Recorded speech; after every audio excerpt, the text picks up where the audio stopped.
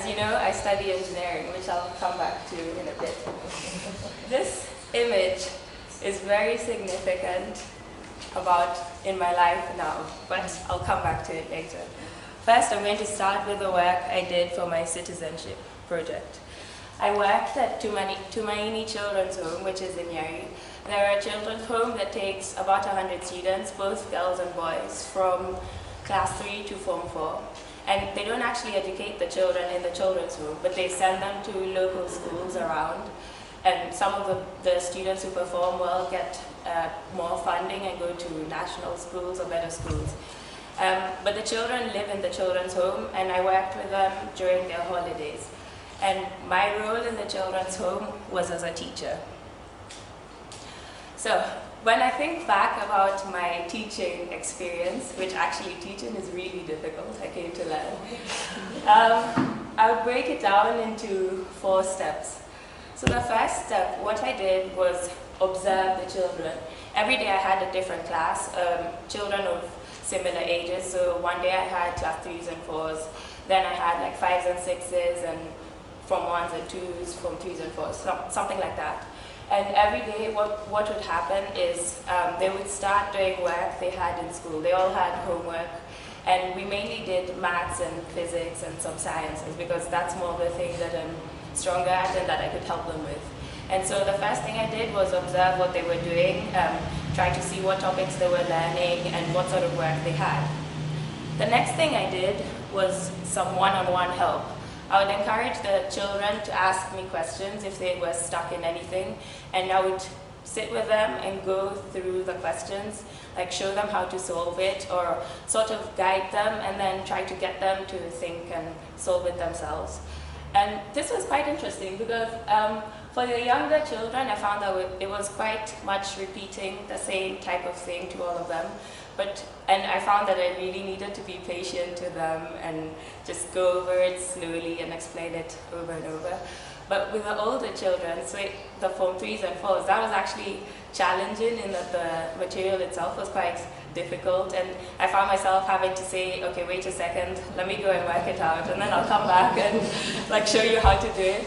But I found it really interesting, and also some of the topics, say in physics, I found myself teaching them exactly the way I was taught, and in exactly the same way my teacher in school taught me, which to me sort of proves that if you're taught well, like you can go on and, how do you call it, like help someone else with the way you were taught.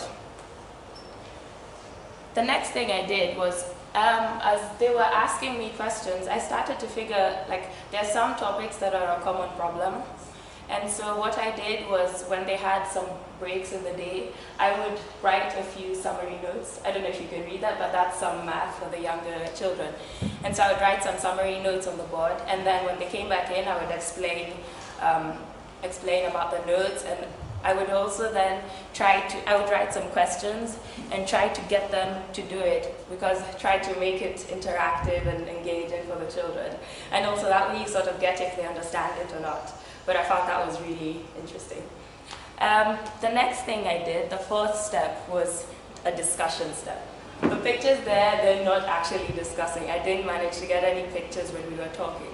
But what I would try to do is, with every group, I would get all of them, we would stop working and we would just talk. And I would tell them a bit about me, about what I do, where I study and stuff. And I would also tell them how I got there. So things like hard work, things like taking every opportunity you get, things like telling them that they've got to stand out in school, but stand out for the right things, and how if they're interested in something, they have to do it, and whether it's in school or not, and how if, for example, they have gardening in their children's home, how something like that is something that they can use to help grow themselves, things like that. Basically, they should take every opportunity. Also, we discussed things about their careers, and I tried to find out from them what sort of things would they want to do, what sort of subjects would they want to study. And something really interesting I found is that very few of the girls said things about science-based subjects or IT or math, whereas more of the boys said that. And that's something I'm going to come back to in a bit. finally, I didn't actually have too much time with the children because I did it in April and my holidays and there was only 1 week where we both had the same holidays, and which meant I couldn't really build up on a lot of things. I was only with each class for 1 day, whereas I think if I had more time, these are some of the things I could have done. Practicals, for example, some of the things I've been taught in school, say physics practicals, are actually really simple to demonstrate, and I could have like set up something and showed them, but because I didn't have a chance to go back with any class, I couldn't go away and like set it up and come and show them, which I think would have helped. I could also have told them given things like study tips or exam techniques, things that I found have helped me and could also help them. Now, let's get back to the image. That image represents the gender ratio in my engineering class in Cambridge. 26% of us are girls, which looks something like for every 1 girl, there's 3 boys. And that is a problem. So I tried to explore the problem, and what I've come up with is a gender gap timeline. And the first point there is my class, my engineering class. So for my year, that's 26% of us. And which you think sounds bad, but actually, if we go back to A-level physics, that's how it looks. It's for every 1 girl, there's 4 boys. So clearly it shows that we've actually done well to be 26% of us girls in engineering, considering there was only 20% who took A-level physics. And so I decided to take a step further back. And actually, at GCSE physics, that's what it looks like. It's for every 1 girl, there's 1 boy. So it's nearly a 50-50 ratio. It's actually 49%. And so you can clearly see that red line is where the problem is. That's where girls are stopping doing physics. And then you wonder, is this a trend with all sciences? Is it something similar? But no, it's not. Because if we look at that, the gap from GCSE to A-level, physics drops, physics is the red line, physics drops, chemistry is the green line, that stays the same, about 50-50, but biology actually goes up. And that's something I don't understand why it happens. And that's something I want to put, one of the reasons I think it happens is because there's not enough role models. And the fact is, you see pictures like the ones on the left of female doctors, of female chemists, a lot more than you see like the ones on the right of female engineers, female IT technicians, female like bridge builders or something. You don't see pictures like that, whereas you see the ones on the left. And so maybe I think that it's something that you then get in your mind that girls don't do these things. And it's something, I don't understand the problem, and I really want to understand the problem. And it's something I would want to explore with the rest of you here at the Beacon. So these are some of the questions that I want to hear from everyone. So the first 2 are mainly for the students. What sort of subjects do you choose, or why do you choose them? What influences your decision? And one thing I want to be clear about is I'm not saying that physics is the way to go, or everyone should do physics or anything like that. It's not like that. There's like if you go further in detail, there's very interesting trends about, say, girls choose English a lot more than boys. But I want to understand why it is, and is there a barrier that stops girls from doing certain subjects? And also, is there a problem with the schooling system? Because something I found out is that a girl who studies in a girls' school, like an only girls' school, is 2.5 times more likely to take physics than a girl who studies in a mixed school. So what is it that's happening in the schools, and how can you stop it? One thing I know is the problem is not the change from A-level to engineering, because girls don't underperform when they're doing these subjects. That's not the problem. But what is it that's stopping them from taking these subjects? And at the moment, I know I'm in a position of influence because I'm female studying engineering, and so I can be a role model and I can actually have influence.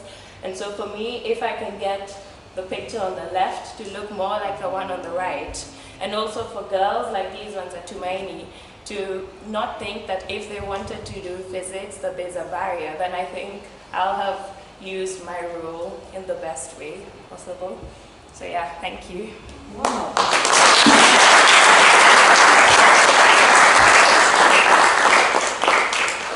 Wow. Thank you, Farzana, for such an inspiring presentation. You're not only a first in Cambridge, but you're now challenging the status quo of less girls, less women pursuing physics. It's amazing. Any questions for her? I'd just like to do a comment before the questions. I grew up in rural areas, Farzana. Yeah. And one of the largest stuff I was taught in the schools I went to was that girls were not good in science subjects. Yeah. So that's one thing that reminds you today as the superior subject. Actually, you know, they were told you're not good in maths, you cannot do good in physics, and I think it's a lie, it's a big lie, that was told. So that needs to be changed around. Yeah, that's true. And the thing is, I got some of this data from exam boards and stuff. And the thing is, the surprising thing is, girls perform a lot of the time even better than boys when they take the subject. But the problem is they don't. And once you don't take it at A level, you're not going to go on to engineering or to technology or any other STEM subject. So that's where we're losing. It's a big problem in the world that there's not enough women in STEM subjects. STEM is science, technology, engineering, and maths. There's not enough women in that, and the problem is coming from at a very young age, which is where we need to go off and tackle it. So, yeah. Daryl had a question. Your data looks like in my school, Yeah. it's even worse than what you Yeah. chose. My physics class had 9 boys, 1 girl. Yeah. My biology class had 6 girls and 2 boys. And my chemistry class were 5 men. There were no girls in my chemistry class. That's exactly, yeah. And so, I'd like to say, even I one day asked why this happened, because our class was a bit different. I realized that some of the girls say they don't like subjects based on facts. Like in physics, there is the constant for gravity is 9.81 meters per second squared. That's acceleration. It never changes. And they don't like that. They don't like stuff like you get a fixed answer. And then when you take psychology and someone asks you to, for example, for example, someone says to analyze Freud's work, and it's for you to give your interpretation of that, and they prefer that, and guys like me, for example, and most of my friends, we don't like that. We don't like being asked, so what's your thought? That's really true. That's true, but also the other side of it is, why is it that, again, chemistry and biology are things with facts. Why is it that those are more popular than physics? Like, what's the problem with physics? Do you want to I'd like to add to that. At my school, they offer STEM, robotics, physics, things like that. Yeah. And so at the beginning of the year, everyone, and they also have psychology, like you said. So at the beginning of the year, everyone was trying to get into STEM. But at my school, they have this thing where for a month you can change your classes. So there were about 40 girls who chose STEM, physics, robotics, science, technology, IT. And then all of a sudden, at the registrar's office, there's an influx of girls who want to leave physics and robotics and join psychology. So they actually had to cut the psychology class for a bit because it got really full. Because there were very many girls who were like, physics is boring. Like, I don't want to have to deal, like you said, with all these facts and all these tests. I want to take something like psychology or art. And so I guess maybe it starts young with people my age who are influenced not only by our other friends, but the things we see around us. That you've been told that physics is a lot of hard work, physics is a lot of thinking and facts, and it's not very fun, and that psychology is more, ooh, I'm a doctor, it's a lot of... So I guess that's could be a source. That's true. At the back. Okay, maybe we talked a lot. Yeah. My husband is in electrical engineering at the University of Nairobi. And those statistics are actually what they're seeing. Yeah. But just to answer your question, I think it's also the myth, and more of what's out there for the girls. Because you find that when you go into some of your classes, when you're challenging boys or men and all, there's a struggle of it's a man's world there, for the physics, the engineering and all. And some of their strongest students are actually being girls. So it's just trying to keep that. I was in an all-girls school, and the physics class, there was one physics, there were those doing maths, physics and chemistry in Alliance, were fewer than those doing maths, chemistry and biology. But it's just what's out there for them. I'm going to get electrical engineering, what's out there. But we can talk more. In general, I think it's a really big, I've just scratched on the surface, but it's a big topic that can be discussed quite a bit. I think one more question and then you can have lunch with Farzana. Okay, I think boys and men think of themselves as makers. So they want to be equipped to make things with their own hands. And that's why they really want to go to university to be engineers as opposed to girls. But I guess you're going there. I get it. Okay. I think you've not said something. That one again. And last, then you will have lunch with Farzana. Let me introduce myself. I'm Martina Moki, working for the Ministry of Education. I'm sorry I came late. And I really appreciate what Susan you are doing in helping these young people. So let me just say that you are really doing good work, and I've seen that these are seen 3 presentations so far, and what you are demonstrating is you are on the right track, because as a ministry we are doing what we can, at least to enhance what you are talking about the STEM. We already have a policy that is education and training gender policy, which we really put a lot of emphasis on what young people are undergoing, and especially girls. There is a lot of balance. We really try to balance the boy child and the girl child, such that we don't really concentrate on the girl child. But we are not forgetting that girls, you are disadvantaged in many ways. And one way is when it comes to your choice of subjects and your abilities and the way you have been brought up as girls, being told you are a girl or being told you cannot do this, you can do this. And a good example is, I'll give you an example of my daughter. She really she's a girl of not of many words. And even when you write to her, the kind of responses you can tell what kind of a person she is. She'll just give you can just write several paragraphs and she gives you just a statement, just one, and that is it. So when she was in school, she was in secondary, I took her to one of the schools in Nairobi, a private school, and while she was there, it came a time when they were choosing subjects. And being a Catholic school, the sister felt that she cannot do physics. Okay? She felt that she can't do physics. And according to me, the way I brought her and her abilities, I knew that she is capable of doing science subjects. And even mathematics, anything to do statistics and sciences. So what I did, she was even told that she can't proceed to the next form, to the candidate class.